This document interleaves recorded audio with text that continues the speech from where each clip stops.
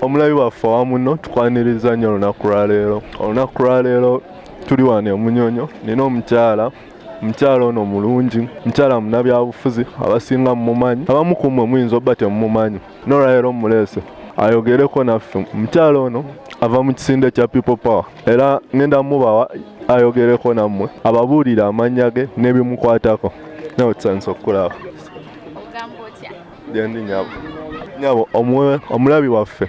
yandyagadde okumanya ku mannya go. Mpozi nsooka okwebaza abalabi ba muno mwenna. Muli mutya mbatumiddeko nnyo obudde olwaleero bwa kawungeezi ate nga twetegekera okuyingira mu weekend. Kansubire nti muli bulungi era mbasuubira okuyingira mu weekend obudde obulungi. Mpozi nze NALUKENGE ZULAIKAH eyawambibwa abangi bwe mutwe mu mpita abalala mu mpita kawonawo abalala mpita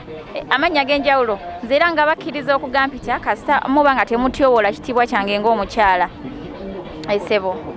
nyawo abantu abali eyo bandyagadde okumanya ZULAIKAH NALUKENGE tukulabye oli mu People Power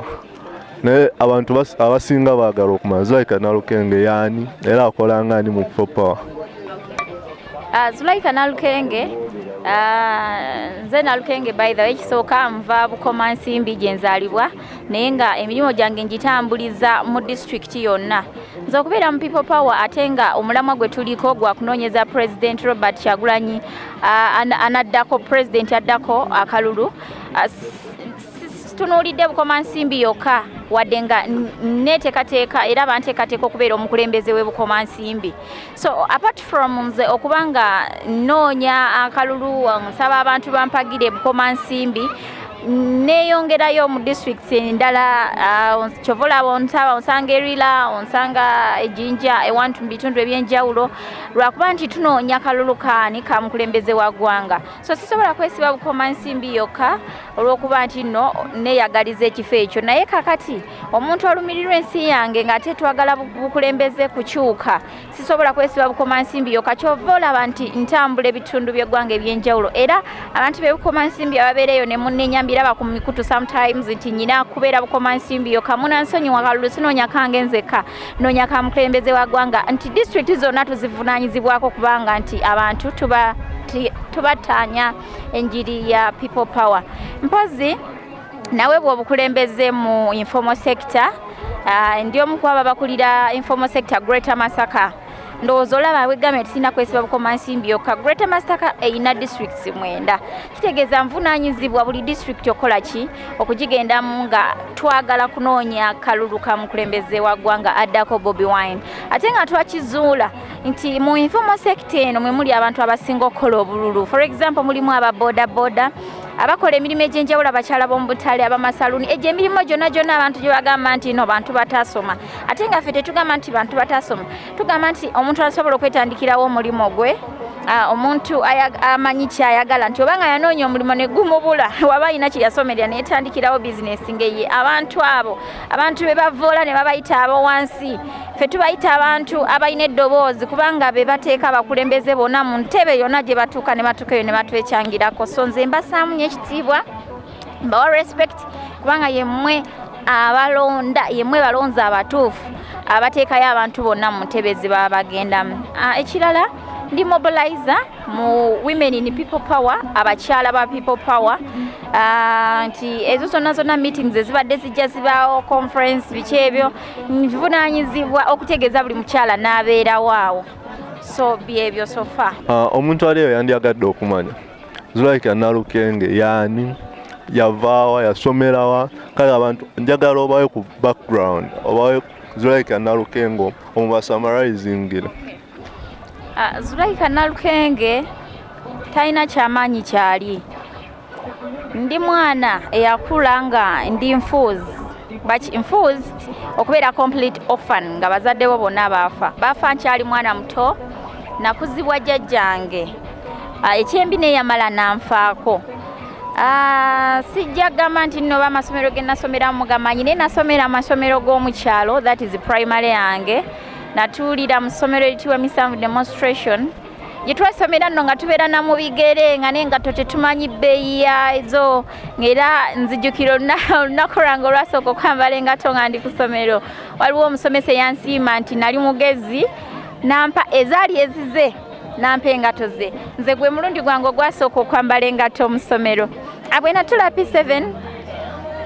ne wabaawo ekibiina kya Kabaka ekyali kinoonya aba orphans naye nga bayise bulungi nga bayitidde mu ddala erisooka n'eryokubiri nenfuna omukisa nti nali omu ku abo ne bampeerera ne ngenda mu secondary nga Kabaka Foundation yempeerera so nensoma naye natuuka mu senior 2 eryo essomero gye nali mu kyalo nenvaayo ne banzijayo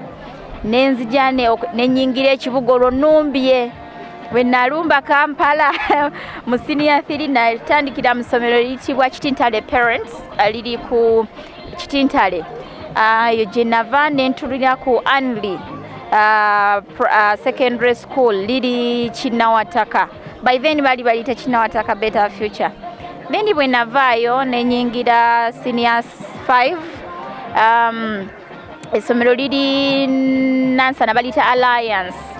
but natawanyizibwa nnyo embeera yali ku Alliance obudde bwabeeranga bunnyogovu nnyo obwo ng'ate obunyogovu sikwatagana nabwo ne bankyusa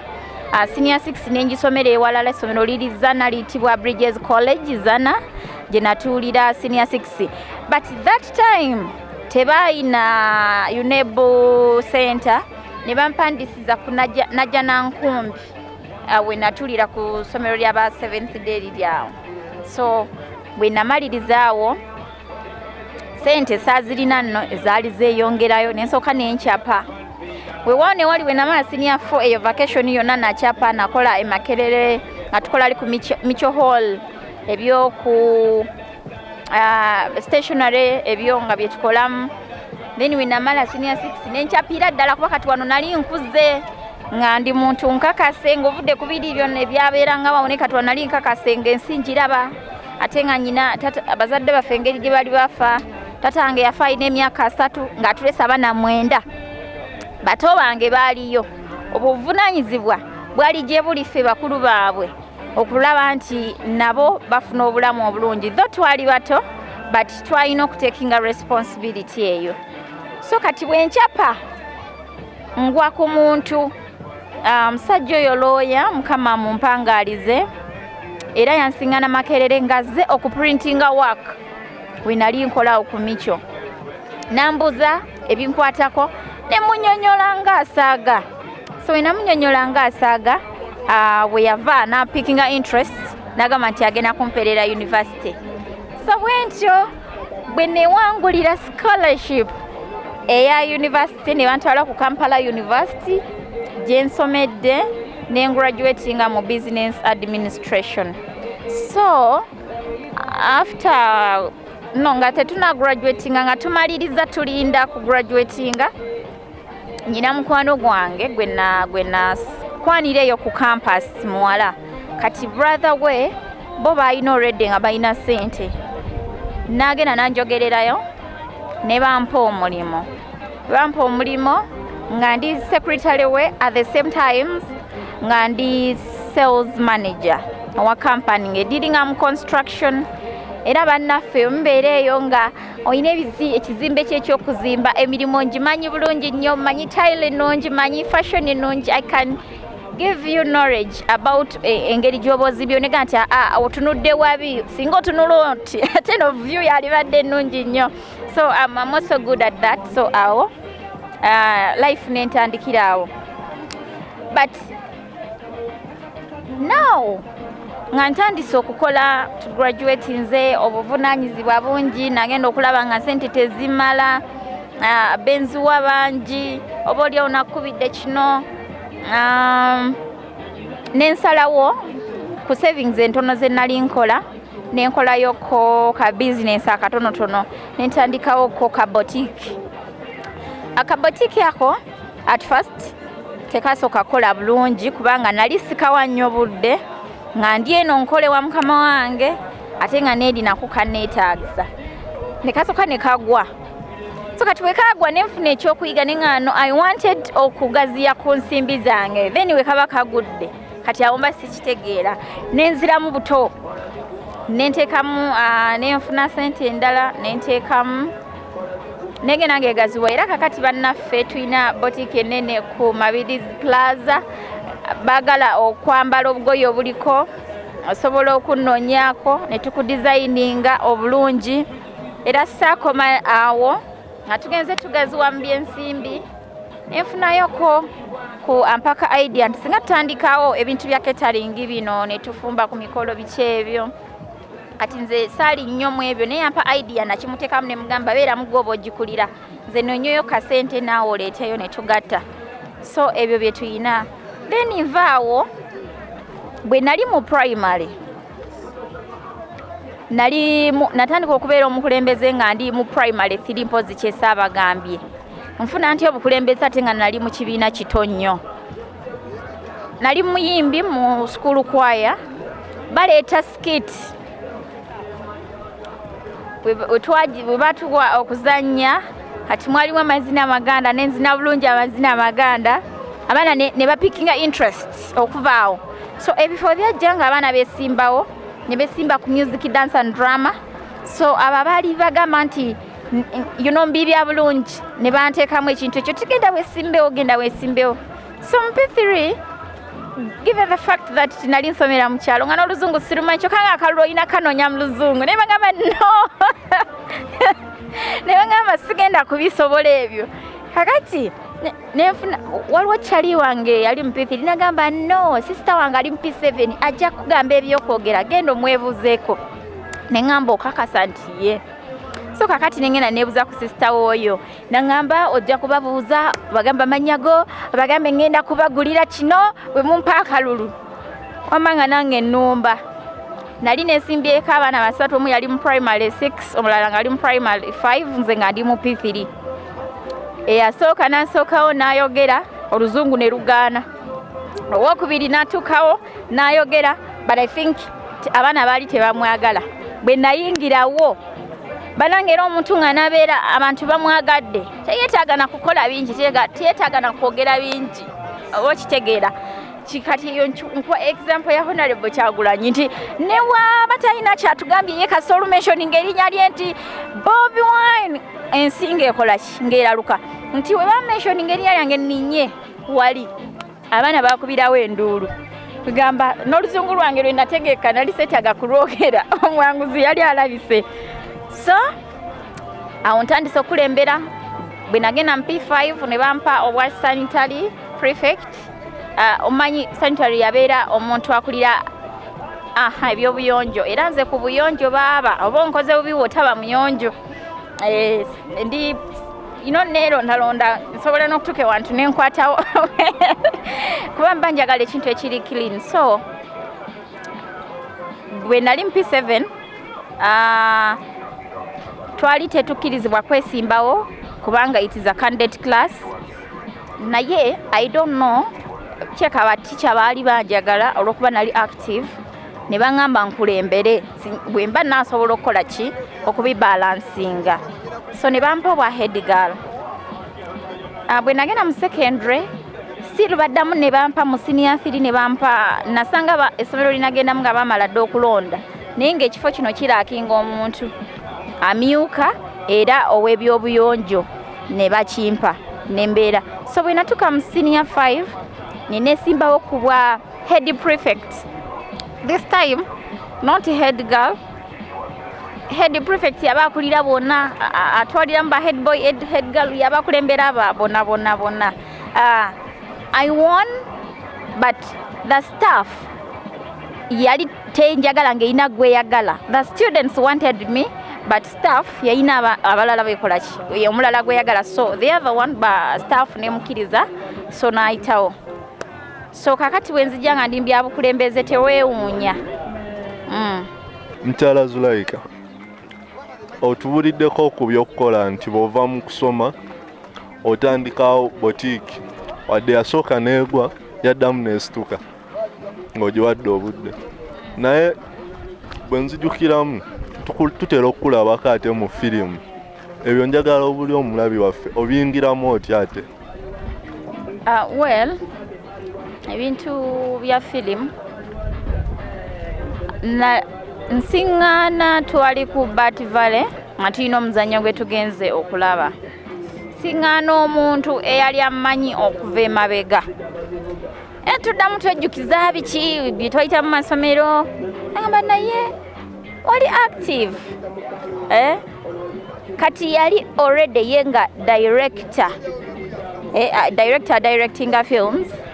You know, kati andaba mmanyi angamba wali muwala ali active ng'ekintu kyonna kye bakuwadde osobola okukikola. Mugamba yeah, but obudde ndi eno mukola biki ebyo and people say ebyo bintu you know babiinako ekifaananyi ekibi. Akiraba nagamba kwegana nnyonnyola okunkonvinsinga okukkiriza nangamba nti balina shoot gye bagenda okukola in 2 days okuva we yaŋŋamba. Nemu akakati nze nabisobola nti ebyo sibaddeewo simanyi muvu wetambula siina biki sibitegeera nabitegeera sibeerangako na mu maaso ga kamera ngenda kubikola ntya. Nangamba jangu trying endowooza engeri gye yali amanyi nannemerako. So bwe nagenda nampa script nannyinnyonnyola olugero nga we lugenda nangamba kakati sigenda kugamba nti zanya nga tetuli mu kamera kandite kamera yo already ina kamera kandite kamera otandika ozanye byosomyawo byobeera ozanya. Ne mugamba sigenda kubisobola. Nagamba no nze manyi you can you know yateekamu amaanyi nampaliriza kati nange bwe natandika bwe neewayo nenga kankikole nayagala you know obutamu disappointinga kukiri nti andaze nti nkisomola kati nze ate ndeke kwefeebya. So chap kyeyampa nenkikuba anti yali akwata ka video n'ateekawo ne tukalaba nangamba nkikoze bulungi naye neetaaga tokikola okusingawo. Ne mugamba okay mpa obudde nja kukikola nanga tetulina budde tulina ennaku 2 nkulabyemu. Nyina omuwala nti alina omuwala gwe yazimba mu character alina character gye yazimba ng'ate ekikula ky'omuwala yenze alinga nze ate ansanze katayinza kunvaako. Ng'olwo olunaku nduwaayo olw'enkeero lwali luddako nga tugenda nga ntraininga nga nzanya kintu nga ngamba kati oli perfect ogenda mu kamera nga ntandikira awo. Era bassebo ne bannyabo wenjogera nyina movies 10 ze naakazanya osobola ogenda ku YouTube kweziri. Zimu zifulumizibwa Bumala Films, endala zifulumizibwa Elslage ekulirwa VJ Emi Ayogedde Ebinauganda then n'ebiralalala omanyi bya films. Nze siina kibiina kyonna kyendimu but omuntu yenna awandiika olugero napikinga nti nyina character gy'ayagala ajja nantuukirira. Yes and now mbadde nabivaamuko katono olwa bize bwendiko eno side ya politics naye nga talent is a talent kyekintu ekitafa. Otubuulidde ebyaliwo watandika gye wava yonna tubitegedde naye ennaku zino eno tukulaba oli mukyala w'amaanyi nnyo mu politics ofuuse mukyala w'amaanyi mu kaseera katono nnyo. Njagala obulire omulabi waffe ki ekyakusikiriza okuyingira politics? Well ekyo kiri a bit tricky ekyansikiriza okuyingira politics. Nze mbadde simanyi nti ndina mu politics but bweba bwatyo bwekisetinze okay nakula nga nyina omusajja gwe neegomba mu byobufuzi era mukwano gwange nnyo nga bw'okiwulira yafuuka muzadde wange nti buli kintu kyonna oba buvumu oba engeri gye neehandolinga akirinamu omukono. Twali bato nga tuwulira bayimba oluyimba lwa Hajja alagidde muwe ani obululu. Kati omusajja oyo gwe bayita Haji Sebagala musajja eyansikiriza nga ndi mwana muto naye nga nekyenneegomba sikimanyi kubanga nali ebyobufuzi sibimanyi naye nze abantu bamuwananga n'obuyimba bwe bayimbanga kati nange nenkula nga nyina laavu eyo. So kakati bwe nakula nafuba nnyo okulaba nsisinkana omusajja oyo era bwe nali nga nkyasoma we nafuna omukisa ne mu miitinga ekyanyamba nannyaniriza nanzaala nafuuka muzadde wange. naye twali lumu tuli mu conversation bwali budde bwa kumakya nga tunywa kacaayi nangamba naye oli muwala mugezi okimanyi nti osobola ofuuka ow'omugaso mu nsi muno bw'oba okifuddeko nenseka kale saakitwalanga serious by then but later bwe naagenda nga ndivisinga ebigambo ebizze bijja nengamba Haji lwaki yali yaŋŋamba ekintu kino neddayo nga nkuze neddayo ne mubuuza ne mugamba one time waŋŋamba ekintu bwe kiti wali otegeeza ki ati annambululira nangamba ebbanga lye tubaddewo mbadde nga nzija nkulaba ebintu by'okola oli mwana muto mu myaka naye enneeyisa yo ate ya myaka egikuzeemu ne mugamba nze mba seemanyi kati osobola onnyinyonnyola otegeeza ki nti twali ewantu wati wayogera kino bwekiti ne nootinga okola ebintu bwe biti obeera bwoti ne bwoti kugamba nze ekikula kyange abantu bengenzeemu yenneeyisa gyenneeyisa bwe mbeera mu bantu abakulu ndi muntu mukulu bwe mbeera mu bavubuka ndi muvubuka bwe mbeera mu bato ndi muto okitegeera kati kirabika ekyo kyeyalabirako kubanga nabeeranga nabo emyaka gyabwe baali bantu bakulu nange nga mbihave kuba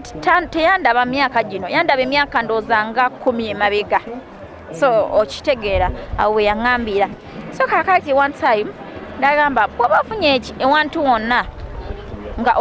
abantu basobola okwesiga n'obaweereza osobola okukola ki okozesa omukisa ogwo so I think my political career developing from there so bwe nadda ewaffe mu kyalo by the way I didn't say nti nyina organization thosi yange yatangibwawo abantu naye nakiteekamu amaanyi kuyamba abakadde nti sirina ssente ziri awo but at least bwe mba nfunyeeyo obusente bwange ng'obutonotono ngenda nengulayo ng'otusukaali ng'otwo oba atufuta manyi mu kyalo eyo bakozesagana mafuta paraffin nokyalirako ku kyalo ng'ekyo n'ofuna n'ogenda ew'omukadde wadde tomumanyi n'omukyalira so mbadde nga nzija nkola ekintu ekyo so abantu abamu baŋŋamba lwaki teweesimba weeno ewaffe kati ate nga nyina omuntu gwe neegomba mu ba MP ayitibwa Lutamaguzi nti ne bw'obeera nga wadde akoze naye mpa example nti ne bw'obeera nga gy'ovudde tolina byamaanyi by'okoze naye ng'ositudde eddoboozi ly'abantu bo kiba kintu kikulu nnyo nti n'atamanyi nakaseke ajogerako olw'okuba Lutamaguzi yakola ki yagitumbula nti nentunuulire waffe Bukomansimbi disitulikiti eri bubi ebiseera ebisinga mu bintu ebisinga nti waaki neyo tuba tetufunye ebyo byamaanyi byankizo bye tugamba nti tutaddewo tukoledde abantu naye at least tuteeke disitulikiti yaffe ku maapu nti in that omuntu ne mwajja ng'alina obuyambi asangawo ekisango nti Bukomansimbi bajogerako kiki ekibadde nti eddoboozi lyaffe teririye Bukomansimbi era nwanirira ekintu ekiyitibwa eddoboozi kyobola nti abamu bampita ddoboozi lya Bukomansimbi by then mpitibwa amannya mangi ddoboozi lya Bukomansimbi kyalenga kawonawo omuwambe omununule gonna bagampita so ndaba nti ekintu ky'okusitula eddoboozi mu kitundu gyenva kiba kirungi so byebyo yeyo gye napickinga interest n'abantu so wetuli right now omuntu ali eyo naye yandiyagadde okumanya birungi ki n'ebizibu by'osanze mu career ye eya politics gye wayingiramu well kansookere ku bizibu oba challenges ekisooka buli wovaayo ku kifo kyonna ekyabyobufuzi naddala ekifo ky'omubaka wa parliament abantu bakusuubira okuba ng'oli mugagga ng'olina ssente so nti tulina obuzibu politics w'omukyalo abantu bakyali mu kino nti omubaka alina okukolera ebintu tebafa ku services bo ebimu tebaagala kumanya yegwe kasojjayo feesi yo nti bannange ekifo kino mu nnyambe munonde atalina school fees za mwana ng'atandikirawo nti omubaka bannange omwana nge bamugobye ku ssomero okiraba tonafuuka kuliko aliko ekifo oli aliko wakiribo ne baba batulugunya kuba already aliko nze nzize buzi si enze omubaka wabula njagala mumpe ne batandikirawo buli alina ekizibu akukubira essimu atayagala omuyambe okufiirwa it is okay kubanga abantu tufiirwa kiba kizibu ekitali expected obudde obwo so omuntu aba afiiriddwa kyo kiba fine nti oba olina kyosobola omuyambako omuyamba naye waliwo ebintu kwegamba nga really olabira ddala nga tebaalisaanye bikugamba then ekirala politics alimu embeera ey'okulowoozesa nti abavuddeyo okwesimba ku ffe ebyenjawulo muli banjawulo nnyo okuva ku bantu abalala ate nga like mbadde naawe nomo weemanyi tubadde mu Kimumbaasa naye kenzijjayo omutwe gwange nti ndi ku kifo kino naawe kenyini otandika okundaba omuntu ow'enjawulo ate nga ffenna tuba bamu oba okiraba tuba just ntulakuba nti oba mukulembeze nti gwe toli naye osigala ye gwe nange nsigala yenze so kakati nti ne bw'ovaayo n'okola akasobi akatono gwe kati abantu bakiraba kiva ennyo toyina kukola kyo olina kuba perfect toyina kukola nsobi nnyo kale nsiŋŋaanye challenge eyo nti abantu bakusuubira okuba ever perfect gwe nga tosobye kyokka nga ate nange ndi muntu then kati ne challenge endala nti nga we nali mu nsi y'abaselebu eri nti wali osobola osimula akagoye konna bakwadde character nti olina kwambala akagoye kampi kati ate eno mu byobufuzi olina kuba jento nnyo olina kuba buli kaseera oli mu ngoye za kintu kikulu enviiri bw'ozisiba gamba yiyezo lwaki ozisibye neeyo challenge entonotono eri but ekyo kiri easy okukikola okukikyusa pozi nekye bayita enkokola nali sikimanyi ne bw'oyingira ebyobufuzi omanya kye bayita enkokola my god negwotamanyi negwomanyi lwaki yayambadde ekyo era kati eyo yayibiki batandika okukulaba okuteekako ebintu ebyenjawulo nti ne bw'oba toyina musango wakiri nga jjajjawe yafa emyaka 10 emabega yagukola baguzuukusa ne baguleeta ne bagukuteekako oba politics bamufuula kiki simanyi kale challenges ezo zitutawaanya nnyo era kati nga nze zintawaanya nnyo nti abantu bakuba enkokola mu bintu ebitalimu ate basobola okutemako ekigambo nga mbutuufu tokimanyi tokikolanga oba bakutaddeko kiki naye nekitambula mu bantu propaganda natambula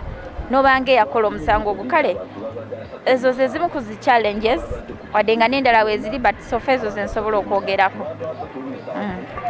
twogere ku birungi byofunye mu mulimu guno ebirungi well ekisooka ndowooza people bakuwaako ku more respect ofuna ekitiibwa ekyokubiri nti omanya abantu ab'enjawulo luli oba limited ng'abantu abamu you don't have access to them but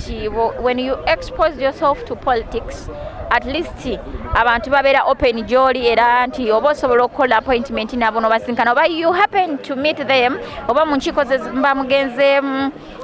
ekirala nti you can express yourself nga tewali abuuziza gwani okitegeera nti nti oba n'omutima oguyamba oba ogulwanirira abantu bo eddoboozi lyo lisobola okuwulikika amangu so ebimu ku byeŋŋamba ebirungi ebiyinza okubangamu ebiri nkuba omulanga eri abakyala ba Uganda ndi mukyala era mbadde nkibagamba wonna wenfuna chance eyogerako nammwe abakyala tweyongere mu struggle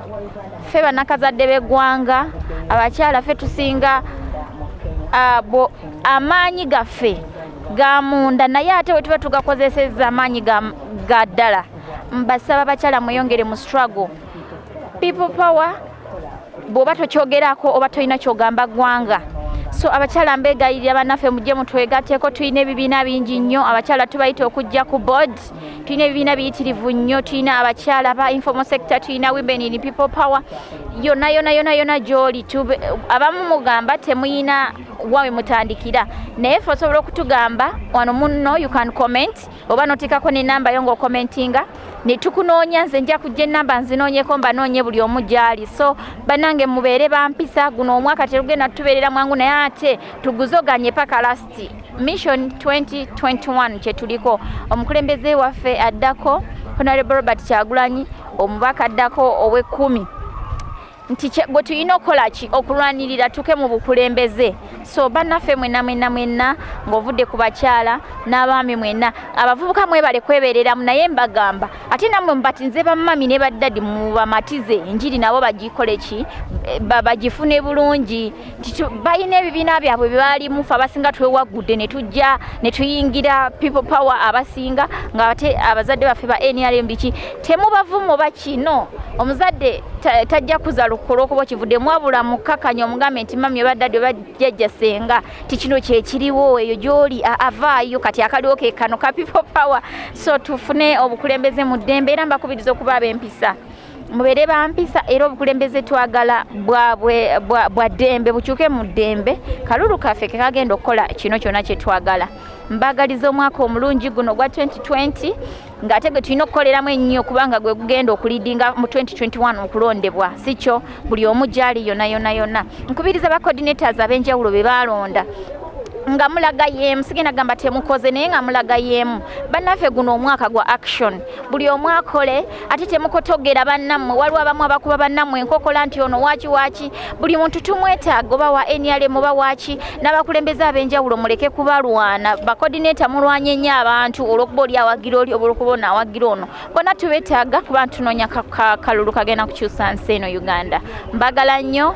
peace. Omukyala mmwewuliriddeko ZULAIKAH NALUKENGE mukyala wa people power era munnabyabufuzi webale nnyo okulaba munno omulabi waffe omulungi omuweereza mbadde Damba Eric mubeere bulungi.